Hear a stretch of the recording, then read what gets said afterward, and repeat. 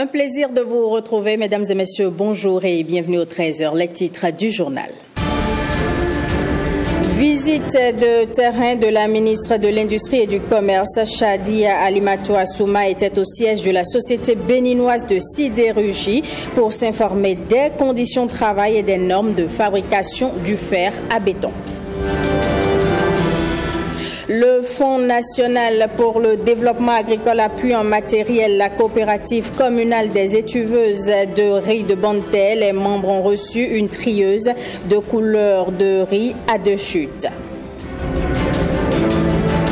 Et puis en sport, on parle du Gala des champions, un événement à travers lequel le ministère des Sports reconnaît les mérites des meilleurs athlètes du Bénin. Ils ont reçu à l'occasion des distinctions.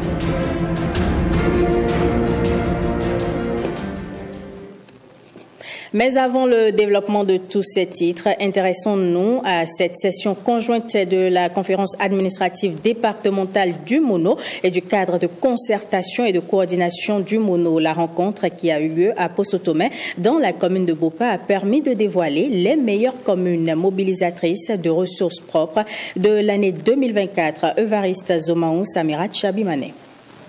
Sécurité dans le département du Mono, les grands enjeux et les perspectives est l'un des thèmes inscrits dans l'agenda de la session conjointe de la conférence administrative départementale du Mono et du cadre de concertation et de coordination CAD CDCC. Le dispositif sécurité dans le département, d'évaluer les perspectives. Le point du programme annuel d'assistance conseil 2024 afin de valider également le programme d'assistance conseil 2025. L'évaluation des communes. À l'issue de l'évaluation, la commune de Bopa arrive en tête en matière de mobilisation des ressources propres dans le département du Mono pour le compte de l'année 2024. En deuxième place se trouve la commune d'Atémé. Suivent ensuite Komé, Grand Popo, Huéobé, puis Lokosa. Bopa n'a pas de carrière. Bopa ne compte que sur ses marchés et que sur certaines ressources de manifestation. Mais en matière administrative, Bopa se porte très bien parce que nous faisons ce qui est demandé avec le SE qui est là et qui suit tout de près. C'est un jeune qui ne néglige rien et je crois qu'avec lui, on ira très très loin. Prochainement, les communes seront évaluées selon leur capacité de mobilisation des ressources propres. Ça nous met encore au travail pour qu'en étant deuxième, on ne puisse pas perdre, non seulement perdre cette place, mais peut-être devenir la première commune l'année prochaine. Malheureusement, vous avez pu constater avec nous que les communes qui se sont illustrées l'année dernière comme premières sont cette année celles qui sont restées à la traîne. Pour nous, ce n'est pas un bon résultat. Cela ne traduit pas l'engouement, l'engagement et tout le sacrifice que la tutelle consent pour appuyer nos communes.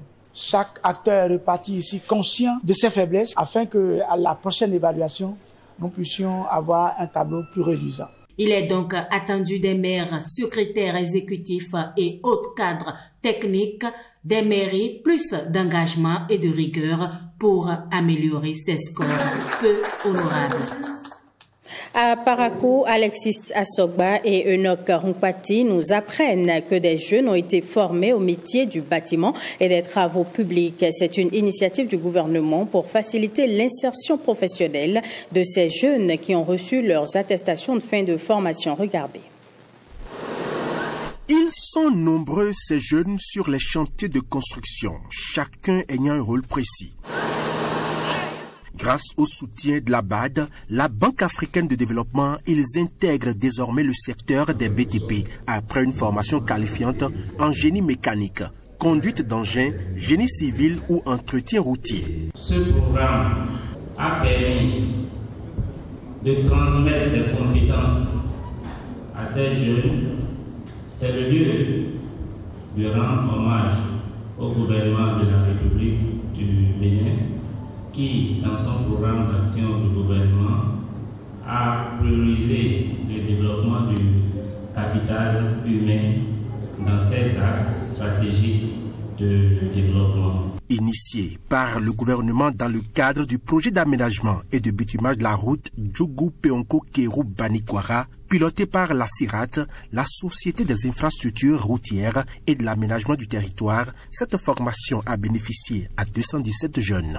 Sans un tissu de jeunes capables de participer aux actes de construction dans le respect des règles et de la qualité, nous aurons des difficultés à faire développer notre territoire. Chers diplômés, vous avez acquis des compétences techniques, mais aussi des compétences pratiques qui vous permettront de contribuer activement au développement du secteur du BTP. Vous êtes donc prêts à relever le défi du monde professionnel et à apporter votre pierre à l'édifice de construction de notre société. En plus des compétences techniques, ces jeunes femmes et hommes ont été formés aux normes d'hygiène, de sécurité et de protection de l'environnement. La formation dont nous avons bénéficié a édifié en nous des connaissances qui font de nous aujourd'hui des personnes aguerries et prêtes à se vendre sur le marché de l'emploi.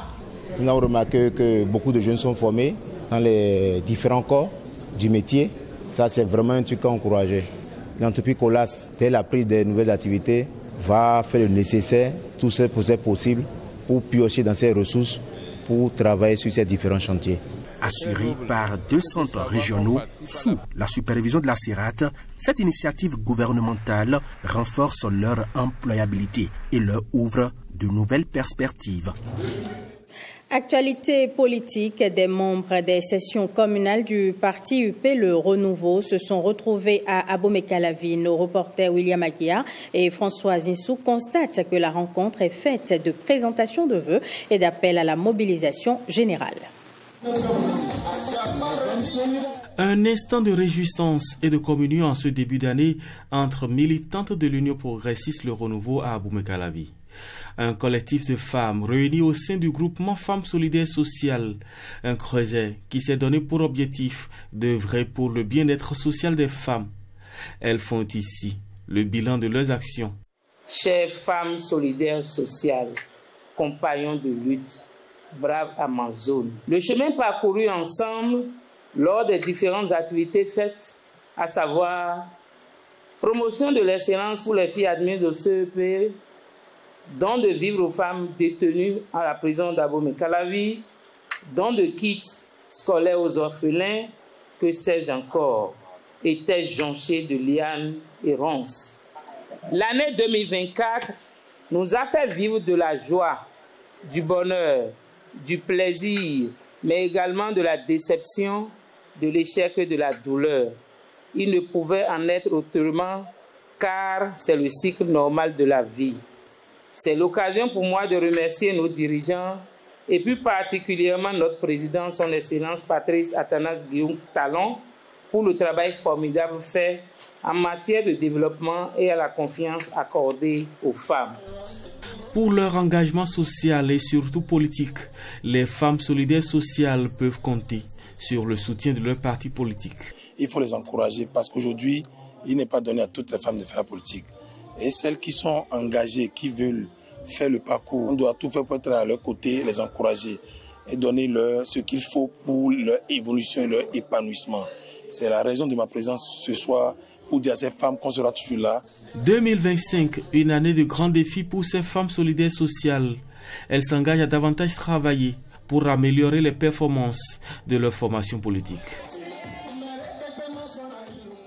Et vous venez de suivre plus tôt le reportage relatif aux retrouvailles des membres du Creuset Femmes Solidaires Sociales. Je vous le disais, des membres des sessions communales du parti UP Le Renouveau se sont retrouvés à Abomey-Calavi. Nos reporters William Aguiar et François Zinsou constatent que la rencontre est faite de présentation de vœux et d'appel à la mobilisation générale. L'Union progressiste Le Renouveau dans la commune d'Abomey-Calavi est en fête. Moment de retrouvailles et de présentation de vœux entre membres des structures de base du parti. Une célébration sur fond d'appel à l'union, à la mobilisation et à davantage d'engagement. Je nous souhaite à chacun de nous l'esprit de cohésion, l'esprit d'équipe et surtout de pardon. Et regarder l'intérêt supérieur du parti afin de pouvoir pleinement atteindre les résultats et les objectifs que nous nous sommes assignés. et que notre parti confirme sa suprématie au plan politique dans le pays. C'est ça notre leitmotiv.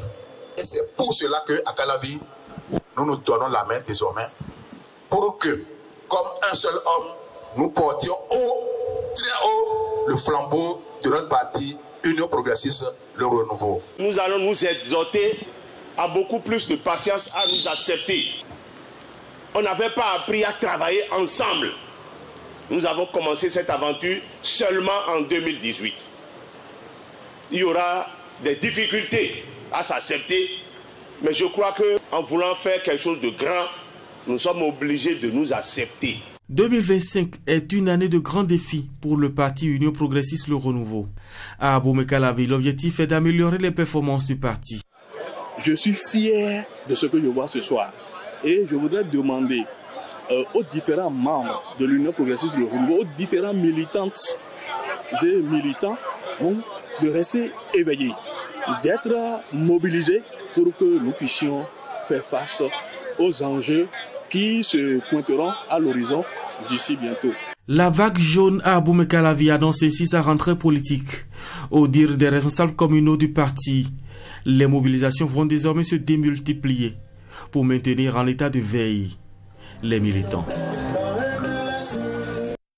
Et dans le reste de l'actualité, le porte-parole du président de l'Assemblée nationale était face aux professionnels des médias. Vitali Boton a fait le bilan des lois votées à la deuxième session ordinaire de l'année 2024. Vitis Arouré nous informe qu'il a également présenté les actions menées dans le cadre du contrôle de l'action gouvernementale. La deuxième session ordinaire de l'année 2024, qualifiée de session budgétaire, a été ouverte le jeudi 24 octobre 2024. Elle a été marquée par l'adoption de textes essentiels pour le fonctionnement et le développement de notre pays. La première, la loi numéro 2024-33, portant règlement définitif du budget de l'État pour la gestion 2022. Deuxième loi, la loi numéro 2024-34, portant loi de finances pour la gestion 2025, définissant un budget de 3 551 milliards 5. En 3, nous avons la loi 2025-01, relative à l'organisation de l'exercice en clientèle privée des professions médicales et paramédicales de santé humaine en République du Bénin. Quatrième et dernière loi ordinaire votée au cours de cette session, la loi numéro 2025-02, portant organisation de la concurrence en République du Bénin, qui aligne notre pays sur les standards modernes en matière de droit de la concurrence. Les députés ne se limitent plus uniquement aux simples questions adressées au gouvernement lors des séances en plénière. Désormais, ils multiplient les missions de contrôle parlementaire sur le terrain. Une démarche qui leur permet d'aller au contact des réalités vécues par les populations et de vérifier concrètement l'exécution des projets et programmes gouvernementaux. Plusieurs initiatives et réalisations du gouvernement ont fait l'objet de contrôles rigoureux par les parlementaires, entre autres. Les députés ont effectué des missions de contrôle sur le projet d'appui aux infrastructures agricoles dans la vallée de l'Ouémé. Cette mission a mobilisé les députés membres de la Commission des finances et des échanges, ainsi que leurs collègues de la Commission du plan, qui ont parcouru pendant plusieurs jours les communes d'Abomey-Calavi, de Zé, d'Angbo et Adjong. Et de retour de l'Assemblée nationale, on marque une pause à Djefa, plus précisément à la Société béninoise de sidérurgie. La ministre de l'Industrie et du Commerce y était pour s'enquérir des conditions de travail et des normes de fabrication du fer à béton. Wenceslas Aroimon et Amandine Agnambosso. La descente de la ministre de l'Industrie et du Commerce à la Société béninoise de sidérurgie s'inscrit dans le cadre d'une série de rencontres avec les industries béninoises. Il s'agit pour elle de s'imprégner des conditions de travail au sein de cette unité industrielle. Nous avons contribué notamment à la fabrication du casino du Sofitel, au cinéma du Sofitel. Nous avons contribué aussi à l'extension du port. Nous lui avons montré notre atelier CNC muni de diverses machines, ainsi que notre département d'ingénierie qui contribue tous, en fait, si vous voulez, au développement des capacités de production du Bénin. L'idée de la SBS, en fait, c'était de se donner les outils pour mener à bien certains projets qui auparavant étaient impossibles à réaliser au Bénin. Je suis vraiment bluffé. Je voudrais les féliciter, pour la qualité des infrastructures, le respect des normes, que ce soit de production, de protection et surtout des HSE qu'on voit ici. On ne peut pas imaginer de voir ici des concepteurs, une équipe d'ingénierie vraiment à la pointe. On a vu voir une autre unité qui fait de la découpe laser, mais à travers des motifs vraiment attractifs et de créateurs. C'est pour vous dire qu'on est beaucoup plus loin que ce qu'on imaginait dans la sidérurgie. C'est pour ça que je suis très fière d'être là ce matin. Les attentes sont donc comblées et au regard de toutes ces réalisations, le gouvernement s'engage à accompagner cette société qui opère dans la fabrication du métal pour plus d'innovation et de création d'emplois. Direction Malanville pour cette remise d'équipements aux bénéficiaires de l'approche IMO, haute intensité de main-d'œuvre. Ils ont reçu du ministère de l'Intérieur et de la Sécurité publique lot de matériel destiné à renforcer leurs activités génératrices de revenus. Judicaël Aïna, Ousmane Baparapé. Des matériels et équipements mis à la disposition des populations de 3 communes de la Lebouri. C'est à travers le projet transfrontalier d'appui au renforcement de la sécurité communautaire, à la gestion et la prévention des conflits liés à la transhumance et la gestion des ressources naturelles Bénin-Niger. Au cours du processus, nous avons reçu pour les communes de Kandi, Karimama et Malanville 1650 dossiers. Mais sur les 1650 dossiers, 270 ont été retenus, dont 60 pour Kandi, 100 pour Karimama et 110 pour Malanville. Nous voudrions faire cette doléance-là, qu'avec ce premier geste, que nous ayons encore d'autres possibilités d'impacter beaucoup d'autres femmes au niveau donc de la commune de Malanville. Il va nous passer le message au monsieur, le chef de l'État, parce que celui qui dirige tout le développement à ce pays et qu'on voit aujourd'hui, c'est pas comme les autres pays. Relancer les activités génératrices de revenus au sein des bénéficiaires en les mettant à l'abri de l'appât, du gain facile. D'une valeur de 53 338 000 francs CFA, le matériel va permettre aux uns et aux autres de mieux saisir les opportunités socio-économiques existantes dans les différentes localités et de renforcer la résilience des bénéficiaires et par ricochet des communautés face aux stratagèmes que développent les groupes extrémistes sur le terrain. Je voudrais en ce moment féliciter les bénéficiaires pour l'engagement, le dévouement dont ils ont fait preuve depuis le démarrage des activités du projet et les inviter à faire un bon usage du matériel. C'est une opportunité que vous devez saisir pour un changement qualitatif de votre vie. On nous a donné beaucoup de choses. Nous sommes contents parce que ça nous sert à amener des bonnes choses pour nous-mêmes. Je me débrouille, mais depuis que l'IMO est venu, je me suis inscrit et je suis parmi les bénéficiaires et on travaille ensemble jusqu'à aujourd'hui. Nous sommes venus récupérer les matériels pour continuer aussi les activités. En guise de soutien également, les autorités communales ont mis gratuitement des terres agricoles pour une période de 2 à 5 ans. Autre appui en matériel, c'est au profit de la coopérative communale des étuveuses de riz de Bonté. Le Fonds national pour le développement agricole leur a installé une trieuse de couleur de riz à 2 chutes. L'équipement va aider à améliorer les conditions de travail de ces femmes ainsi que la qualité du produit fini. Pierrette Adeyosi, Cadnel Capo.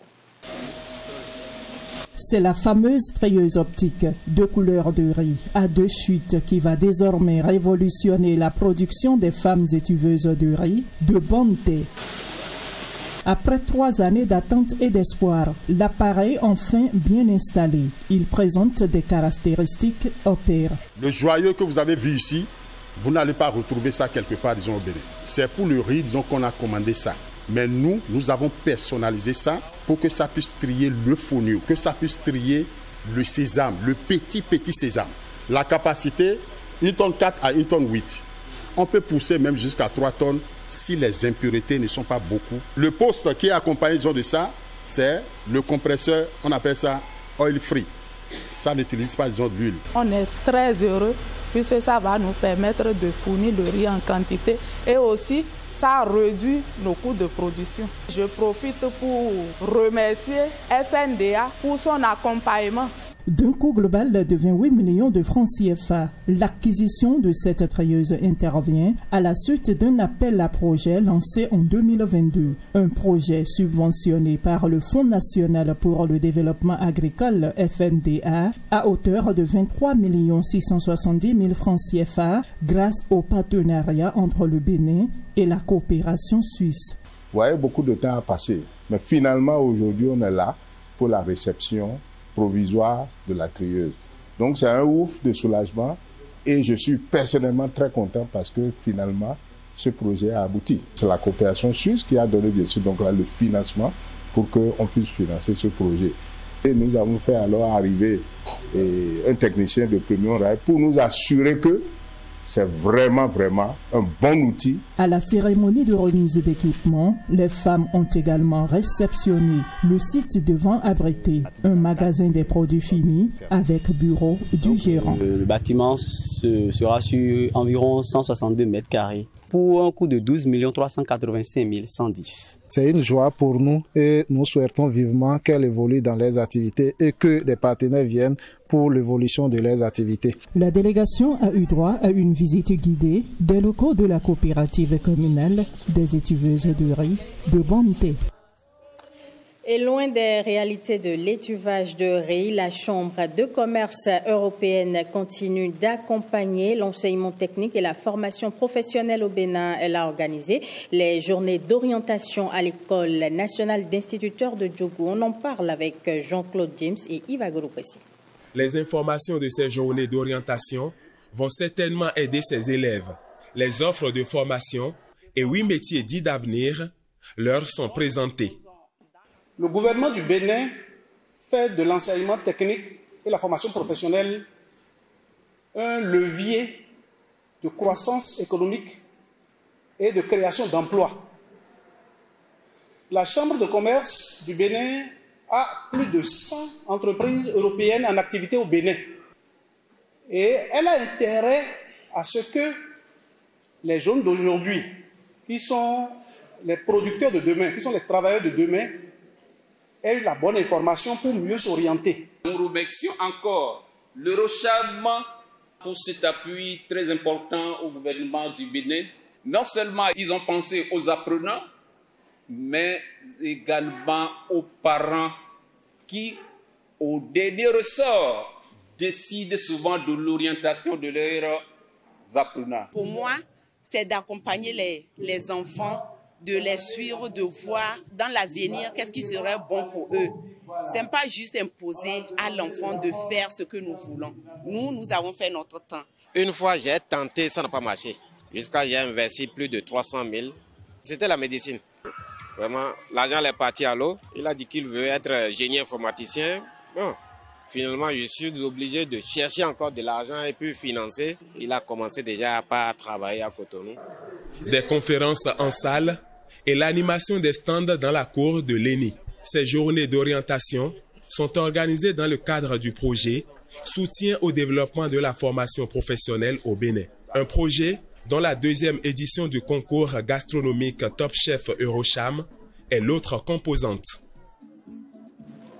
Et puis en sport, le tennis est au cœur de l'actualité. À la Coupe Davis, le Bénin et la Lettonie s'affrontent pour les playoffs du groupe 2. Au programme de la première journée, 2 matchs en simple. Retour sur les images avec Igor Ayosso et Blaise Adampo. Amoureux de la balle à la raquette, responsables du sport béninois, supporters, tous ont répondu présents au moment de lancer les hostilités de la Coupe Davis entre le Bénin et la Lettonie. Donnez tout, faites honneur à votre nation et elle vous le rendra avec fierté. Allez au bout de vous-même et savourez chaque instant. Pour la première rencontre de cette Coupe Davis, le Béninois Alexis Clégou était face à Robert Strombach. Et à l'arrivée, c'est le Letton qui s'est imposé 2-7-1, 7-5, 6-4 et 6-3. Ce ne fut pas facile également pour le Letton qui, au bout du bout, est allé chercher cette victoire avec un coup droit. Et ce qu'on retient notamment pour Alexis Clégou, c'est ce deuxième set où il a tout donné pour s'imposer 6-4. Je pense qu'il a une densité physique, un volume plus important. Il est dans la montée de sa forme, quoi. C'est son meilleur classement ATP, 400 mondial. Donc je pense que le physique a fait la différence, le volume d'entraînement. Ça se sentait, quoi. Je le connais depuis plusieurs années. J'ai cru qu'il avait arrêté sa carrière professionnelle, mais il est revenu et a livré un grand match. L'atmosphère était incroyable et j'ai profité de chaque instant. Je suis impatient de voir ce que demain donnera. Le second match permet au Bénin de revenir dans la compétition. Patrick Agbopanzo est face à Daniel Stens. Même s'il perd le premier jeu, le Béninois fait une remontée dans la partie. Il remporte le premier set 6-3, profitant des erreurs de son adversaire. Entre bons coups droits et bonne défense de son filet, le Guépard, soutenu par un public acquis à sa cause, va s'imposer au deuxième set 6-2. Patrick Agbopanzo égalise à 1 partout pour le Bénin dans cette Coupe Davis du groupe 2. Aujourd'hui, ça fait sa première entrée en match officiel en simple, en équipe nationale Coupe Davis. Et je suis persuadé que vous allez voir un autre niveau de Agbopanzo demain. Parce qu'aujourd'hui, Agbopanzo était un peu timoré et cherchait ses marques en situation. Et je crois que demain, vous allez voir un autre Agbopanzo. Après une première journée intense ce samedi 1er février, la Coupe Davis se poursuit sur le cours du Sofitel avec la rencontre en double entre la paire béninoise Mono Sylvestre, Prince Gandonou et la paire Letton, Strombach Roberts et Tens Daniel. Cette journée du dimanche va prendre fin avec les rencontres, notamment entre Agbopanzo, Patrick et Strombach Roberts et Alexis Clégou et Tiens Daniel qui vont donc clôturer cette belle fête du tennis ici à Cotonou. Et juste après le JT, vous pouvez à nouveau suivre la Coupe Davis en direct du Sofitel. Ils ont été les athlètes les plus performants de la saison. Ils ont porté haut l'étendard du Bénin dans les compétitions internationales. À juste titre, le ministère des Sports reconnaît leur mérite à travers le Gala des champions. À la soirée, les compétiteurs ont reçu des distinctions. Igor Ayosso, Herman Rodrigue à Mégan. Des pelouses à la Seine, la mutation s'est vite opérée pour Michael Poté, ancien attaquant des Guépards, co-présentateur du Gala des champions. On va récompenser nos meilleurs athlètes qui se sont fait remarquer dans leur propre discipline, sur le plan national comme sur le plan international. Et pour ça, mesdames et messieurs, pour commencer les hostilités, ce soir, je ne vais pas me transformer en buteur, mais plutôt en passeur. Un champion néo-retraité pour soutenir et encourager les talents qui émergent. En 2024, le Bénin du sport a accompli des performances de bonne facture. Au compteur de la saison écoulée, nous avons comptabilisé toutes disciplines confondues, 4 trophées, 90 médailles d'or, 110 médailles d'argent et 114 médailles de bronze. Au total, 112 athlètes issus de 20 fédérations sportives sont distingués sur l'estrade de la reconnaissance. Des athlètes confirmés, aux valeurs qui émergent, le Gala des champions encourage les petits succès et les grands, comme Odi Laronwanou, vainqueur des Jeux africains et des championnats d'Afrique d'athlétisme. Pour moi, c'est une fierté Et je suis très honorée d'être là déjà. Ma devise, c'est toujours ça, d'aller jusqu'au bout de mon rêve. Aller au bout de leur rêve, ou presque. C'est ce qu'ont réalisé les athlètes du Maracana, vice-champions du monde. Une première dans leur histoire. Cela donne d'ailleurs envie de continuer et de faire davantage, quitte à ce qu'on, n'est-ce pas, puisse honorer ce pays au-delà de nos frontières. Au rang des tout nouveaux de la classe, le MMA, les arts martiaux mixtes. Durant longtemps restés à l'étape d'association, ils sont passés à fédération il y a tout juste quelques semaines et les performances parlent déjà pour eux. Pour nous, c'est un peu une consécration, c'est une reconnaissance de l'État qui dit on vous observe, on voit le travail que vous faites, continuez. C'est surtout pour nous un encouragement à aller encore plus loin et encore plus fort. La vision est partagée par le ministère des Sports qui vibre à la même fréquence. Le ministre compte porter le mouvement sportif à des hauts standards et cette exhortation qui sonne comme un envoi en mission. Honorez votre nation et votre nation vous portera encore plus en triomphe. Je vous en donne la garantie.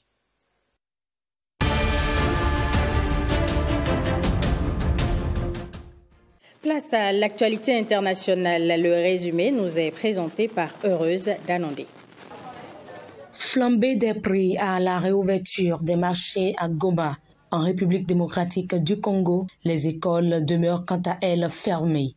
Les prix ont fortement augmenté alors que les commerçants retrouvent leurs étals après 3 jours d'intenses combats. Pendant ce temps, le groupe armé soutenu par le Rwanda organise un exercice de nettoyage de la ville et le chef du M23, Bertrand Biziwa, et Corneille Nangaa, chef de la plateforme politico-militaire dont fait partie le M23, discutent avec des habitants. Après avoir pris le contrôle de la capitale du Nord Kivu, le groupe s'enfonce maintenant dans la province voisine du Sud Kivu. Les Nations Unies rapportent que l'escalade du conflit a fait au moins 700 morts en moins d'une semaine.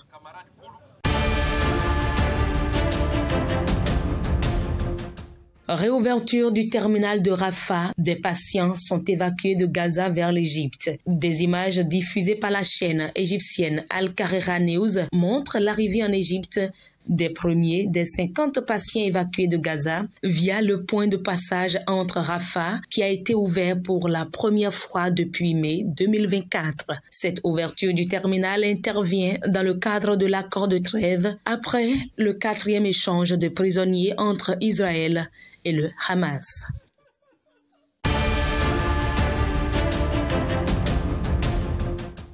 Et c'est la fin de ce 13h. Merci à tous de l'avoir suivi.